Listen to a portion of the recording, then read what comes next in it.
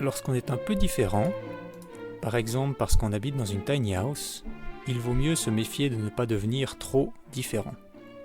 Car comme disait un sympathique monsieur qui portait toujours une cravate à chat, imaginez que vous faites une balade en groupe.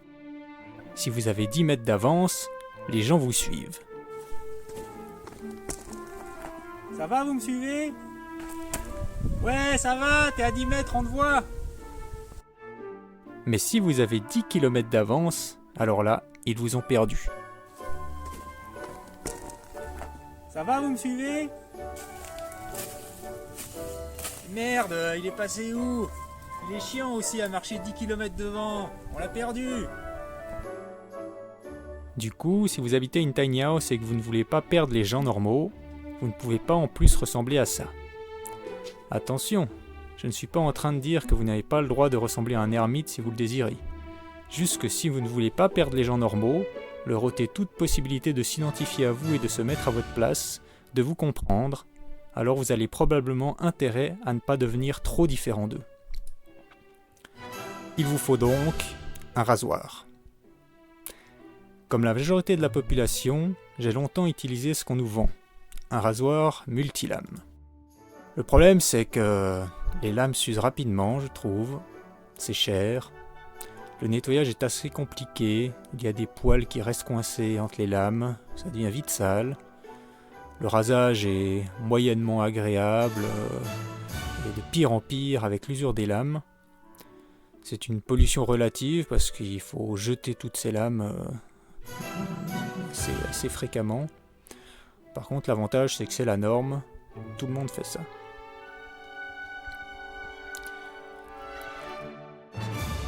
Du coup, j'étais en recherche de rasoirs alternatifs. Alors bien sûr, j'ai aussi fait quelques années avec un rasoir électrique. C'est très cher, assez polluant parce que c'est pas des produits qui tiennent toute une vie, il faut les changer tous les X années. J'ai du coup envisagé le rasoir de barbier, le coupe-chou, qui est quand même assez cher, dangereux puisque les gens qui ont l'habitude de l'utiliser admettent qu'il se coupe quand même régulièrement. L'aiguisage a l'air assez complexe, par contre, si le rasoir est de qualité, ça peut durer une vie, donc c'est plutôt pas mal de ce point de vue-là, mais il y a quand même trop de désavantages. Et puis j'ai découvert le rasoir de sécurité. 20 € en Chine. Alors oui, là vous allez me dire, dis donc, quel est le rapport, on peut pas le trouver chez nous celui-là. Il se trouve qu'aux alentours des années 2000, il y a toute une bande d'économistes très malins qui a dit que maintenant la Chine ce serait l'usine du monde et puis que l'Europe ferait plus que du service.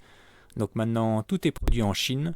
Alors vous avez le choix, soit l'acheter à une marque européenne ou américaine qui l'aura fait fabriquer en Chine et qui se ferait une grosse marge au passage, soit le commander directement là-bas, libre à vous. Mais dans tous les cas, ça vient de Chine et ça, c'est pas de notre faute. Bon, l'avantage c'est que c'est 20 centimes la lame et que la lame a deux côtés, deux tranchants, donc finalement par tranchant c'est que 10 centimes la lame et ça c'est vraiment pas cher. Et une lame dure vraiment très longtemps. Et au niveau du rasoir en lui-même, oui, là, ça dure à peu près une vie, on va supposer, hein, suivant comment c'est fait, mais normalement, métallique en plus, ça devrait durer très longtemps. Du coup, voilà ce que j'ai. Un rasoir en métal, donc une vingtaine d'euros, qui lui permet de régler la hauteur de coupe, ce qui est assez pratique, parce que quand la lame est très aiguisée au début, on laisse la lame assez bas, et puis elle s'use un peu, alors on la monte un peu plus haut, ce qui permet d'avoir toujours une bonne coupe quand la lame s'use, et les lames fournies avec sont très bonnes.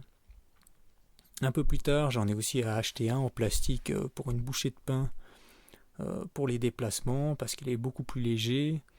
C'était 2 €, mais la lame fournie avec était vraiment atroce, donc voilà, pour 2 €, il faut pas demander en plus une bonne lame, mais c'est pas grave, il n'y en avait qu'une fournie avec, puis voilà, je l'ai utilisé 2 fois, et puis j'ai compris ce que c'était une mauvaise lame.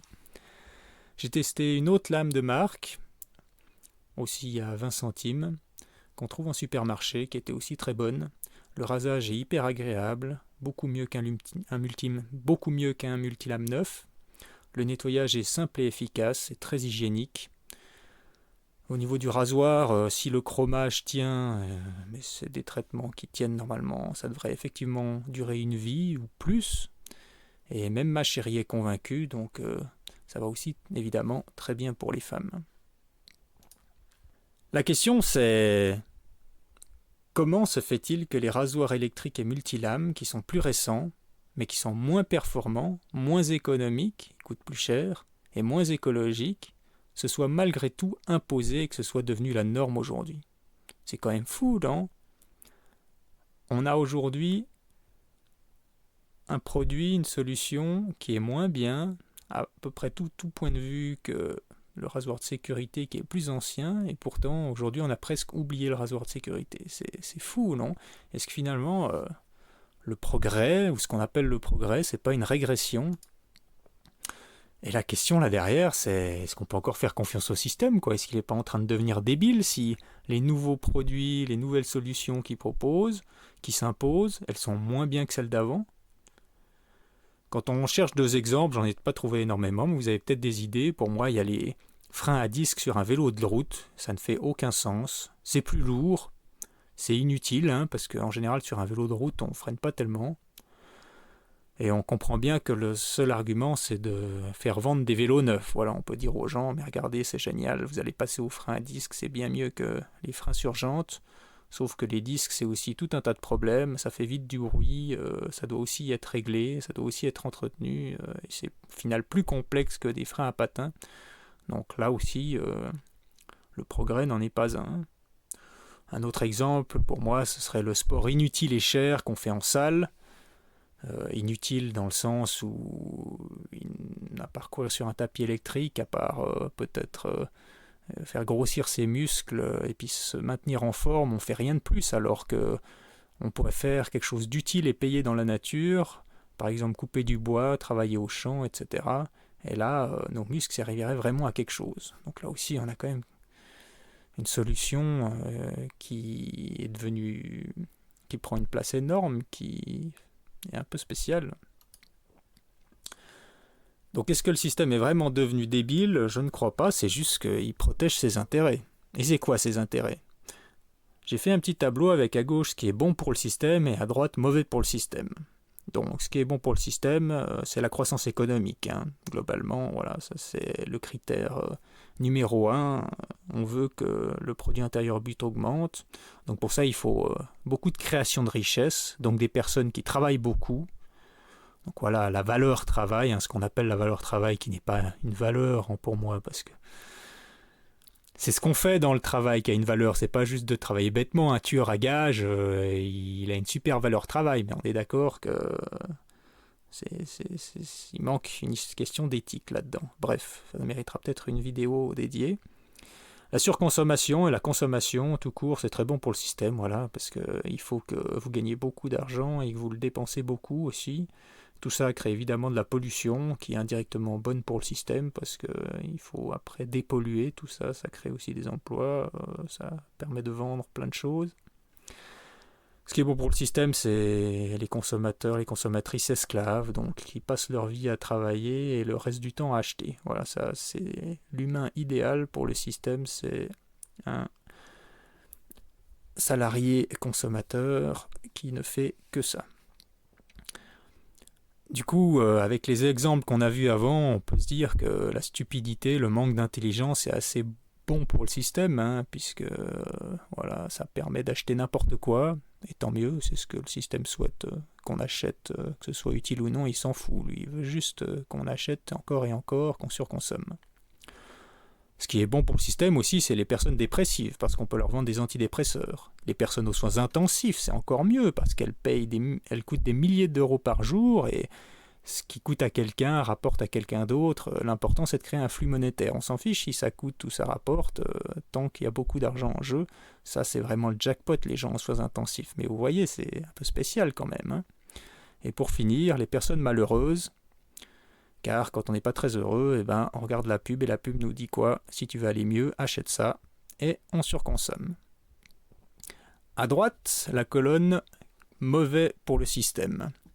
Qu'est-ce qui est mauvais pour le système? Les produits solides et durables, par exemple. On doit les racheter beaucoup moins souvent, c'est pas terrible pour l'économie.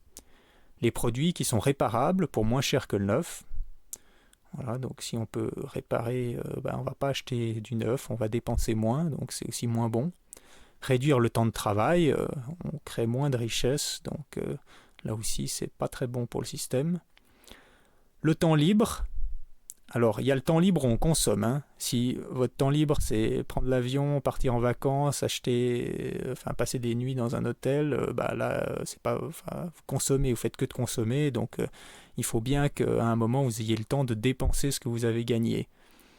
Donc ça c'est pas si mal pour le système. Par contre ce qui est très mal c'est si vous ne faites rien. Voilà, vous avez du temps libre et vous ne consommez pas. Du temps libre avec vos amis sans consommer, c'est très mauvais. Le far niente, c'est très mauvais. En revenant à cette histoire de rasoir, finalement on peut dire que l'intelligence elle n'est pas très bonne pour le système. Un bon produit, un produit performant qui dure, c'est pas bon. Bon, c'est un peu embêtant hein, que l'intelligence soit mauvaise pour le système, on va y revenir. Les personnes en bonne santé, elles consomment peu de médicaments, peu de soins, donc c'est pas très bon pour le système. Les personnes heureuses surconsomment moins, voire plus du tout, pas bon pour le système. L'écologie, intrinsèquement, elle vise à réduire la surconsommation, la consommation tout court peut-être, donc aussi mauvais pour le système. Et mes intérêts à moi, alors, c'est quoi ? Eh ben, j'ai repris exactement les mêmes tableaux, avec la même chose dedans, j'ai juste changé les titres. À gauche, ce qui était bon pour le système, j'ai mis mauvais pour moi. Et à droite, ce qui était mauvais pour le système, finalement, c'est plutôt bon pour moi. Si on repasse la liste, tout est à peu près juste.